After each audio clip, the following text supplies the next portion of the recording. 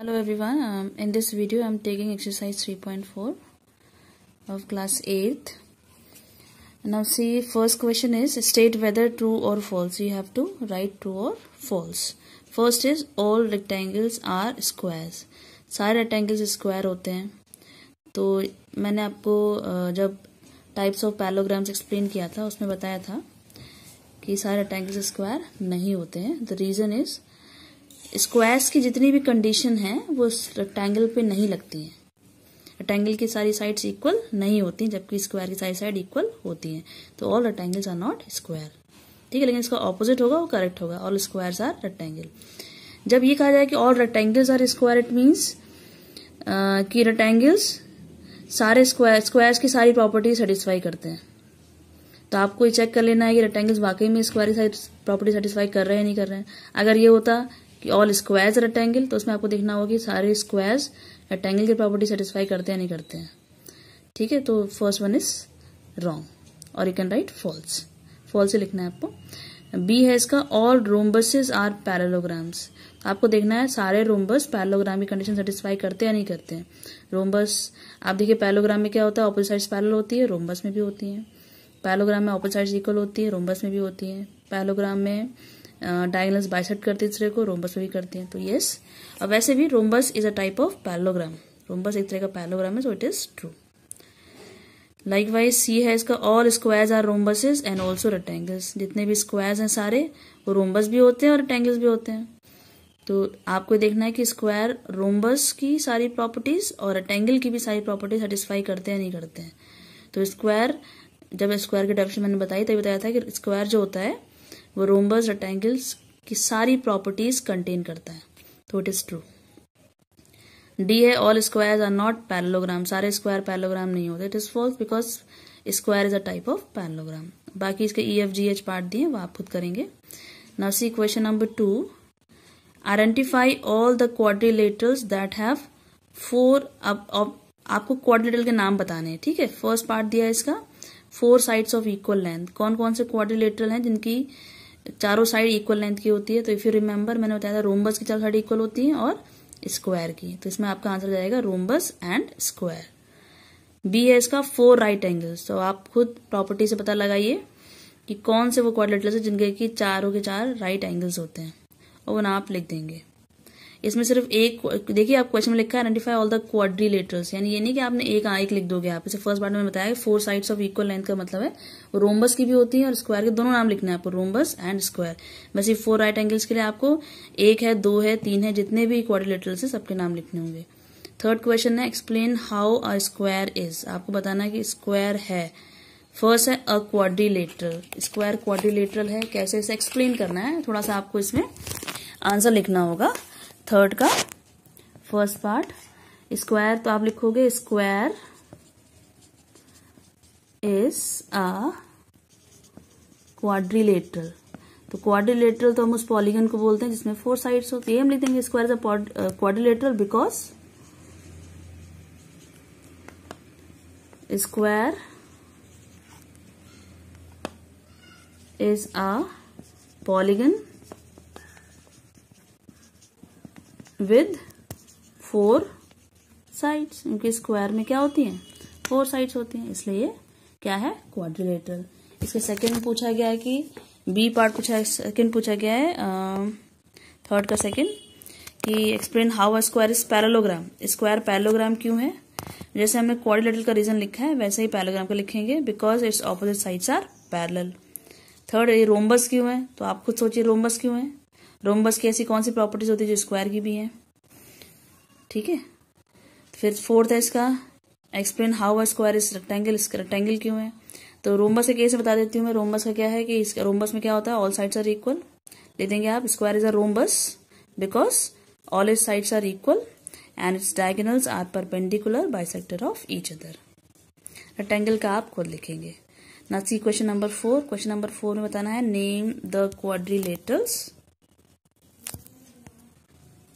Name the quadrilaterals whose diagonals, इनकी diagonals. First है आपका बाइसेक्ट ईच अदर. तो किसकी डायगोनल्स बाइसेक्ट करते हैं दूसरे को, तो पैरेललोग्राम है वो. तो ठीक है, इसमें आप सिंपल पैरेललोग्राम लिख सकते हो क्योंकि रोम्बस स्क्वायर रेक्टेंगल सभी क्या आते हैं, सभी पैरेललोग्राम है, तो आप लिख दोगे पैरेललोग्राम। सेकेंड है are perpendicular bisectors of each other, तो किसकी डायगोनल्स एक दूसरे की परपेंडिकुलर बाइसेक्टर होती हैं? Rhombus and square. थर्ड है आर इक्वल, तो आप बताइए किसकी डायगोनल्स इक्वल होती हैं? यू नो वेरी वेल, तो उनके नाम भी आप लिख देंगे। ओके अच्छा, फर्स्ट पार्ट है फोर्थ का बाइसेक्ट ईच अदर, इसमें आप पैरेललोग्राम्स लिख सकते हो, पैरेललोग्राम एंड इट्स टाइप्स, या ये सबके नाम लिख सकते हो, पैरेललोग्राम, स्क्वायर, रेक्टेंगल और rhombus. Now see question number 5 है explain why a rectangle is a convex quadrilateral. जैसे मैंने बताया ना, रेक्टेंगल को प्रूव करना ये कॉन्वेक्स क्वाड्रिलेटरल है, तो इसका मतलब रेक्टेंगल को सारी कंडीशन सेटिस्फाई करनी है किसकी? कॉन्वेक्स क्वाड्रिलेटरल की। और कॉन्वेक्स क्वाड्रिलेटरल की प्रॉपर्टीज क्या होती हैं कि इसमें कोई भी angle, interior angle, reflex angle नहीं होना चाहिए, और दूसरा इसकी सारी डायगोनल्स फिगर के अंदर ही होनी चाहिए, कोई भी डायगोनल फिगर के बाहर नहीं होगी। तो इसका रीजन एक्सप्लेन करना पड़ेगा। आप लिखोगे rectangle is a convex quadrilateral because each of its, आपको पता है रेक्टेंगल का हर एक एंगल कितने डिग्री का होता है? Each of its angle is 90 degree, है ना? आप लिख दोगे नॉट अ रिफ्लेक्स, या आप ब्रैकेट में लिखोगे रिफ्लेक्स एंगल, एंड जो दोनों उसकी डायगोनल्स होती है वो कहाँ है? इंटीरियर में, अंदर है फिगर के, and each of its diagonals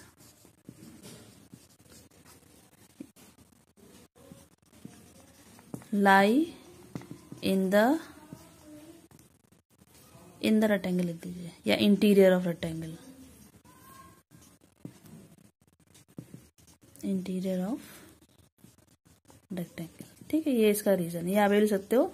and no part of its diagonal lie in the exterior of rectangle, या तो आप लिख दो कि दोनों डायगोनल इंटीरियर के अंदर ही, इंटीरियर में ही होती है, या आप लिख सकते हो कि डायगोनल का कोई भी पार्ट एक्सटीरियर में नहीं होता। आप 6th क्वेश्चन देखिए। 6th क्वेश्चन जो है it is ABC is a right angle triangle and O is the midpoint of the side opposite to the right angle.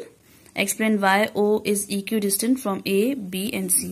आपको ये दिख रहा है फिगर, ये मैंने यहाँ ड्रॉ कर दिया है। इसमें ABC एक राइट एंगल दिया, राइट एंगल B पर है।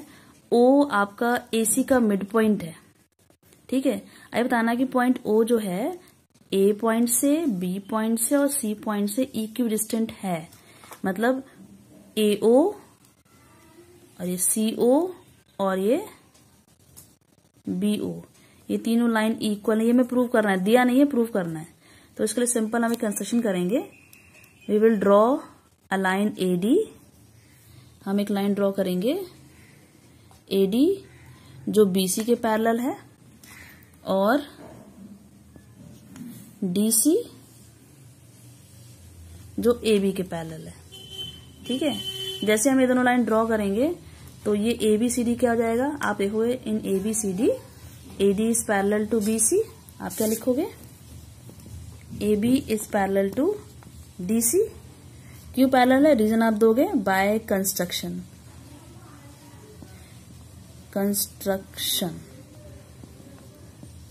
ठीक। वैसे ही AD is parallel to BC, why? By construction. तो इसका मतलब क्या हुआ? इट इम्प्लाइज दैट ABCD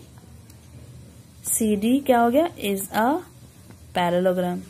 एक तो ये पैरेललोग्राम है, ठीक है।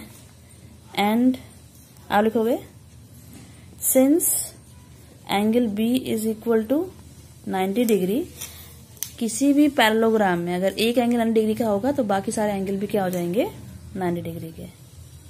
It implies that angle A is equal to angle B is equal to angle C is equal to angle D is equal to 90 degree. Reason आप लिख सकते हो कि opposite angles are equal,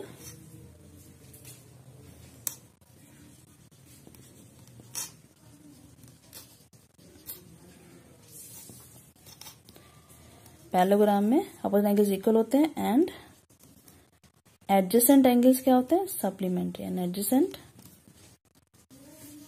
angles are supplementary.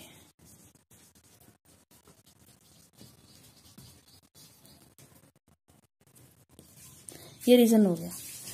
देखिए opposite angle equal होते हैं ना, angle B और एंगल डी इक्वल हो जाएंगे, 90 डिग्री है तो ये भी क्या हो जाएगा 90 डिग्री। एडिशन एंगल सप्लीमेंट्री होते हैं, इन दोनों का सम 180 है, ये 90 है तो ये भी क्या हो जाएगा 90, ये पूरा भी क्या हो जाएगा 90। अब ये 90 है तो इसका ऑपोजिट एंगल सी है तो ये भी क्या हो जाएगा 90। तो इट इम्प्लाइज दैट, क्योंकि हर एक एंगल 90 डिग्री हो गया और ये पैरेललोग्राम है, तो it implies that ABCD is a rectangle. ABCD क्या हो गया, रेक्टेंगल। और since in a rectangle, rectangle में डायगोनल्स इक्वल होती हैं, diagonals are equal, it implies that AC is equal to BD, AC BD के इक्वल है, तो it implies that half of AC is equal to half of BD। AC का half BD का half equal होगा, ठीक है। तो figure में आप ध्यान दो, तो ये BO और OD BD के हाफ है, AO और OC AC के हाफ है, ठीक है। तो it implies that AO is equal to CO is equal to BO is equal to DO। तो क्योंकि AO BO CO और BO इक्वल है, इसका मतलब O जो है, हमने स्टार्टिंग में क्या कहा था कि जो क्वेश्चन में प्रूव करना है वो ये तो प्रूव करना है कि O A B और C से इक्वी डिस्टेंट है, दैट इज AO BO और CO इक्वल है। तो it implies that O is equi distant from A B and C, ठीक है। जहां आपने डायगोनल्स के बारे में लिखा है, डायगोनल्स की प्रॉपर्टी और भी याद होगी आपको, ये डायगोनल्स क्योंकि रेक्टेंगल है या पैरेललोग्राम है, तो in rectangle diagonals are equal, यहां लिख देंगे एंड बाइसेक्ट ईच अदर, ठीक है, ये लिख देंगे आप। इसके बाद आप लिखेंगे it implies that AC is equal to BD, half of AC to half of BD, and it shows that AO is equal to CO is equal to BO is equal to DO and O is equidistant from A, B and C. Okay, ये इतने ही questions थे आपके exercise 3.4 में। That's all for today. Thank you.